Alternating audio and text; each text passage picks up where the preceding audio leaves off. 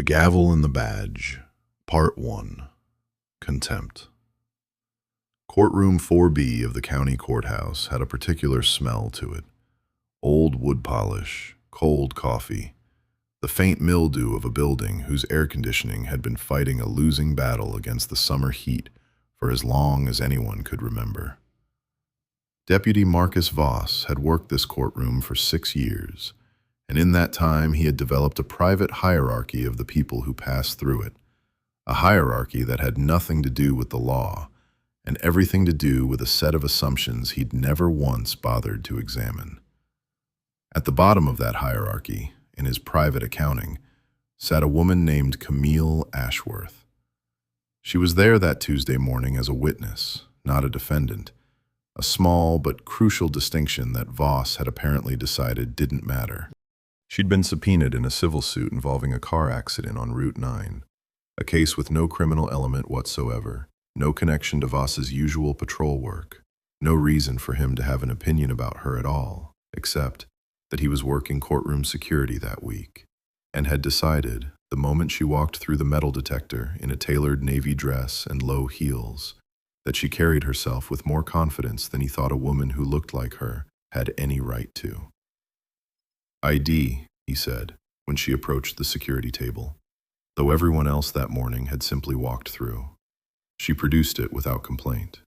He studied it for far longer than necessary, turned it over, studied the back, handed it over with a slow, deliberate reluctance that was its own small performance of power. "You can go through." She went through. She sat in the gallery. She waited for her case to be called, the way witnesses do, patient and slightly bored, checking her watch twice in the span of 40 minutes. It was during a recess. The judge had stepped out, the bailiff had wandered toward the water fountain. The room had loosened into the low murmur that fills a courtroom between sessions, that Voss approached her again, this time without any pretext of procedure at all. "You need to move your bag," he said. "It's blocking the aisle." "It's under the bench. It's not blocking anything." "I said move it." She looked at him for a moment, not with defiance, just with the flat, tired recognition of a woman who had encountered 100 small versions of this exact interaction before and had learned that engaging with the substance of it rarely helped. She reached down and shifted the bag 6 inches to the left, without a word. "That's not moving it," Voss said. "Stand up and move it into the hallway." "There's no rule that requires that, and you know there isn't." "Ma'am, I'm not going to ask you again." "Then don't ask, because I'm not moving my bag into a public hallway where I can't see it, on the say-so of a deputy who's decided he doesn't like how I answered him." It was, by any reasonable measure, a mundane exchange, the kind of low-grade friction that happens in government buildings 1,000 times a day and resolves itself through nothing more dramatic than one party eventually shrugging and moving on.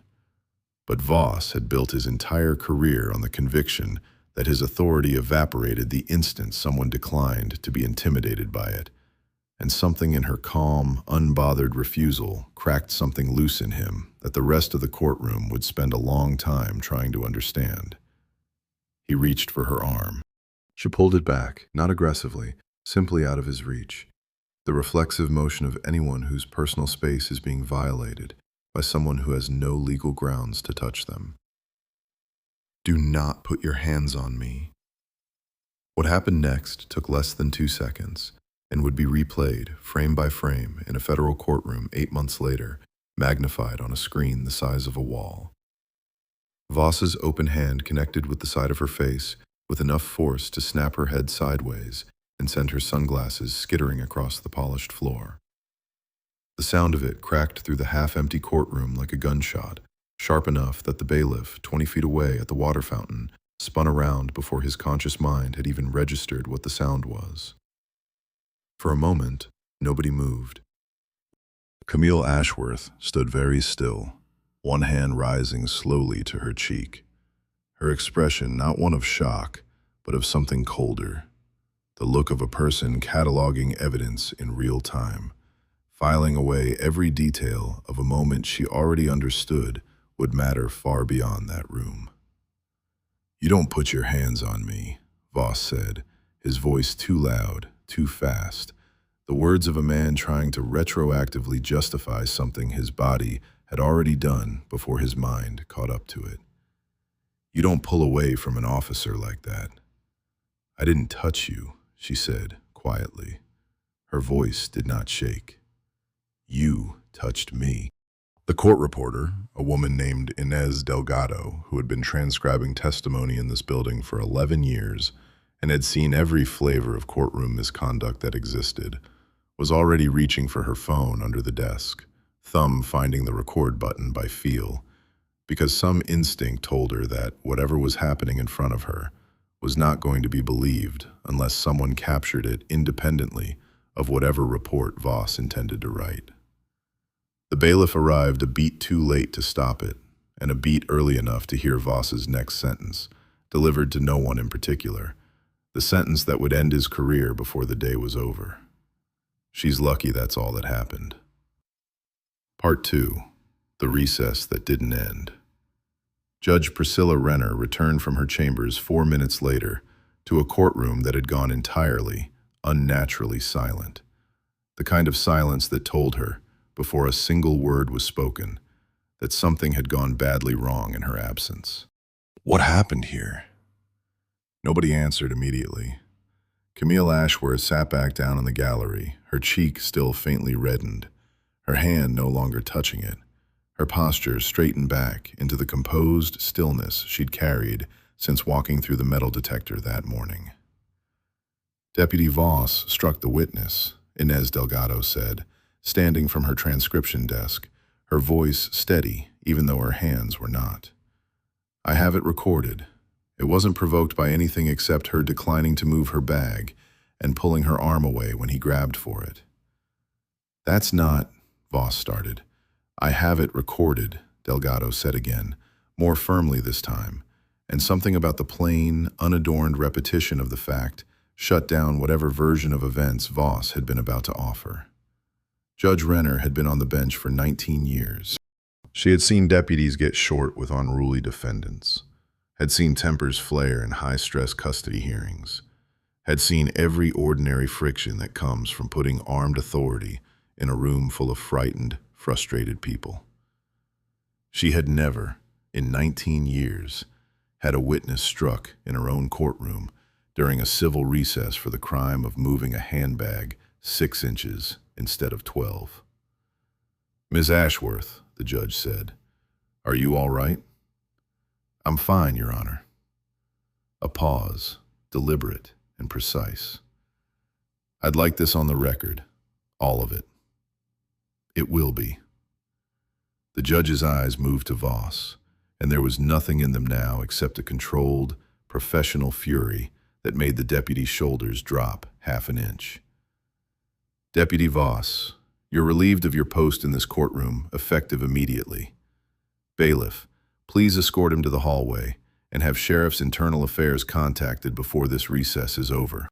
"Your Honor, with respect," she pulled away from me in a manner that could reasonably be interpreted as, "Deputy, I watched the last 4 minutes of a career flash across your face just now, and I'd advise you to stop talking before you make it worse," which, based on what I'm hearing, is apparently still possible.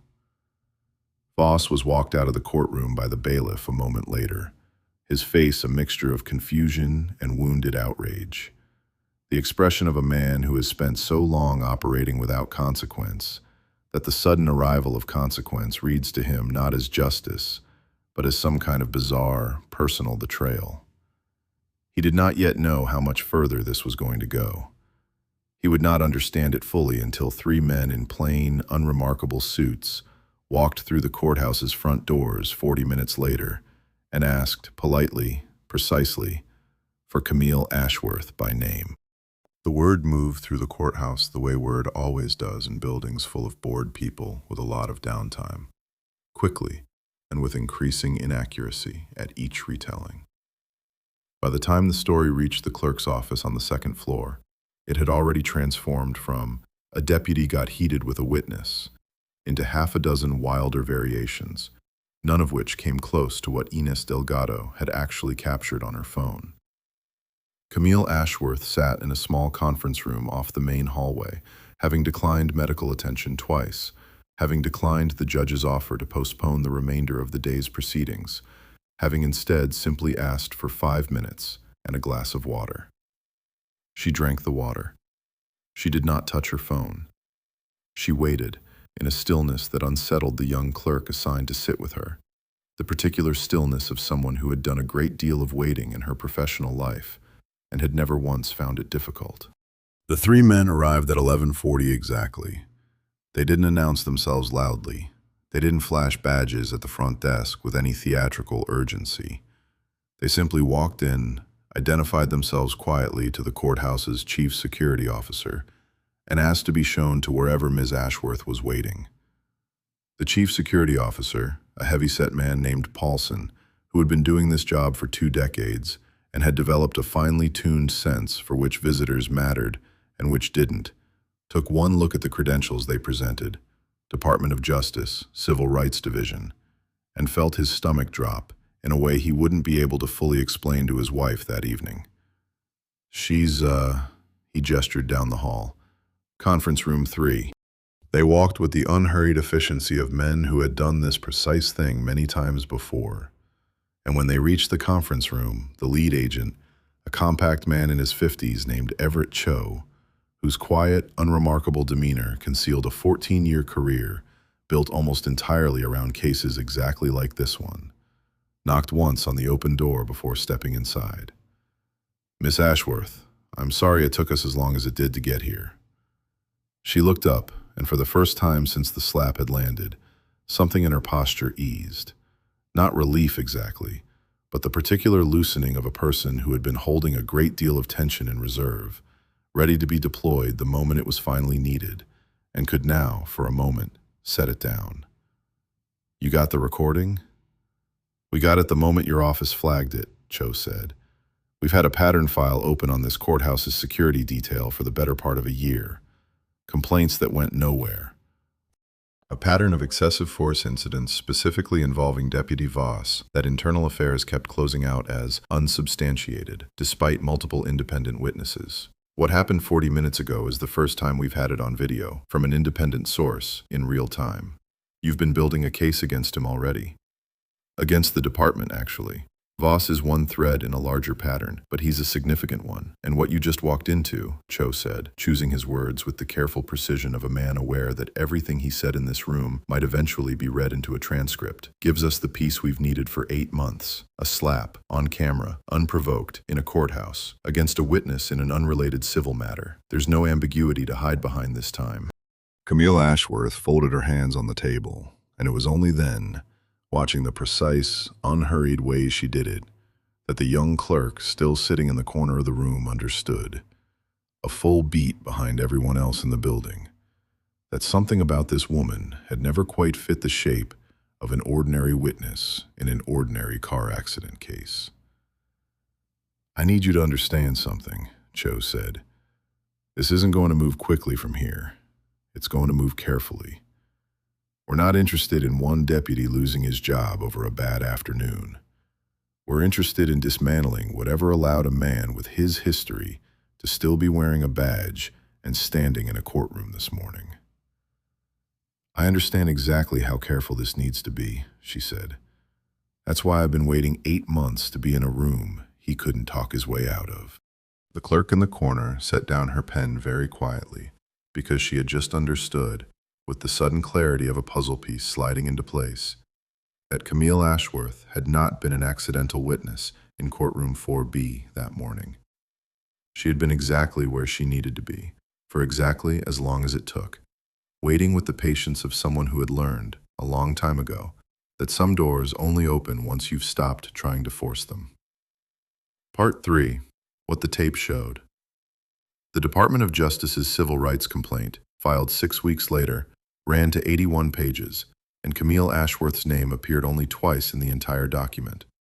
Once as the complainant of record, and once in a footnote identifying her, with clinical brevity, as a senior investigator who had been conducting an authorized pattern and practice review of the county sheriff's department for the preceding 11 months. She had not, as it turned out, been summoned to court that Tuesday for a car accident at all. Or rather, she had, but the car accident case was a real, unremarkable civil matter that happened to intersect, by design, with the exact courtroom and the exact security detail that her investigation had already flagged as its highest priority target. She had requested, through channels quiet enough that even the presiding judge hadn't known the full context, to be present as a witness specifically in a proceeding staffed by Deputy Voss, on a day she knew he'd be working alone. She hadn't provoked what happened. The video made that unambiguous, and would go on to make it unambiguous to a jury, then to a disciplinary board, then eventually to the general public, once portions of it were entered into the public record and picked up by local news. But she had, in the plainest possible sense, put herself in the one place in the county where the pattern she'd spent nearly a year documenting was most likely to show itself, in a way no one could later dismiss as hearsay or exaggeration. "I want to be very clear in my testimony about what I did and didn't do," she told the disciplinary panel, 3 months into the process, her voice carrying the same level, unhurried calm it had carried in the courtroom the day it mattered most. "I did not instruct Deputy Voss to touch me. I did not provoke a confrontation. I moved my bag when he first asked, which by his own account should have ended the interaction. Everything that happened after that was entirely his." "But you knew," the panel's chair said, "going in, that there was a significant chance of an incident occurring." "I knew there was a documented pattern of escalation from that specific deputy towards specific kinds of people, in specific kinds of low-stakes interactions. I didn't know it would happen that day, in that room, to me specifically. I hoped it wouldn't need to. But I'd spent 11 months collecting second-hand accounts that the department had spent just as long finding reasons to disregard. At some point, second-hand accounts stopped being enough. Sometimes the only evidence that actually moves an institution is evidence an institution can't argue its way around." Deputy Marcus Voss's disciplinary hearing, when it finally came, was a considerably quieter affair than the moment that had triggered it. No dramatic entrance, no courtroom gallery packed with spectators, just a conference room, a panel of 3, and a recording that had by then been viewed, analyzed, and cross-referenced against 6 other incidents from his personnel file that Internal Affairs had previously closed without meaningful action. His attorney tried the arguments attorneys in his position typically try, that the physical contact had been reflexive, that Miss Ashworth's arm movement could have been reasonably perceived as resistance, that 11 years of service without a sustained complaint, a claim the DOJ file would later demonstrate was true only because prior complaints had been improperly closed, not because they hadn't been filed, deserved some weight in the panel's deliberation. None of it survived contact with the footage. Inez Delgado's recording, unhurried and unedited, showed with total clarity a deputy escalating a non-existent conflict over the placement of a handbag into a physical assault against a woman who had done nothing more provocative than decline to be manhandled. "The department finds," the panel chair read, in a room that held none of the electricity of the moment that had started it all, just the flat, procedural finality of an institution finally, belatedly, doing what it should have done years earlier, that Deputy Marcus Voss's conduct constituted a clear and unprovoked violation of departmental use of force policy, as well as a violation of the civil rights of a private citizen under color of authority. Termination is effective immediately, with a recommendation for criminal referral to the district attorney's office.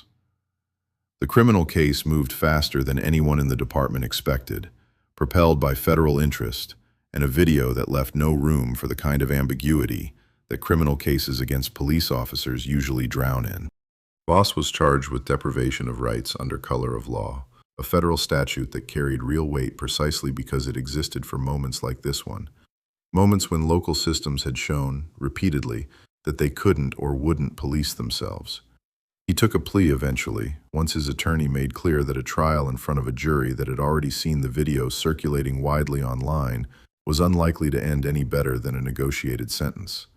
4 years, a permanent bar from law enforcement work anywhere in the country, and a civil settlement to Camille Ashworth that the department's insurer paid quietly, without acknowledgement, the way institutions always prefer to pay for the things they'd rather the public stop discussing.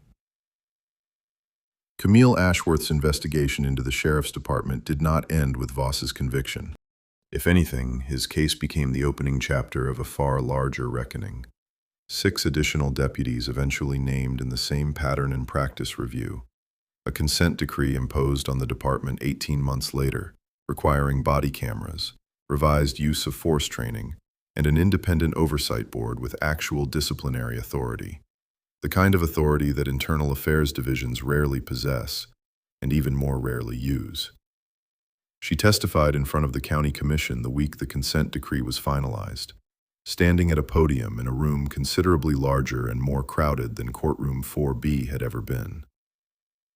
"I get asked sometimes whether it was worth it," she said near the end of her remarks, her voice carrying the same unhurried steadiness that had carried her through every room this case had taken her into. Whether sitting in that courtroom that morning, knowing what I knew, was some kind of trap I set for one man. I want to be honest about it. I didn't set a trap. I put myself in a place where the truth, if it existed, would have nowhere left to hide. That's a different thing. A trap catches someone who wouldn't otherwise have done anything wrong. What happened in that courtroom wasn't caused by my presence. It was revealed by it. There's a difference, and it matters, because the second kind of truth is the only kind an institution can't talk its way around. She stepped down from the podium to a silence that wasn't the shocked, frozen silence of a courtroom 4 minutes after a slap, but something quieter and more deliberate. The silence of a room absorbing the slow, unglamorous, necessary work of an institution finally being made to answer for itself. 6 months after the consent decree took effect, Camille Ashworth closed the file on the case for good, boxed the last of her notes, and moved on to the next department on a list that, she knew better than anyone, was nowhere close to finished. There was always another courtroom, always another deputy who believed, the way Voss once had, that the story he wrote in his report would simply become the truth, because no one had ever been positioned, patiently and precisely, to prove otherwise. She had learned, a long time ago, that justice rarely arrived as a single dramatic reversal. More often, it arrived the way it had arrived here, slowly, quietly, built one recorded moment at a time by people willing to wait exactly as long as it took. The end.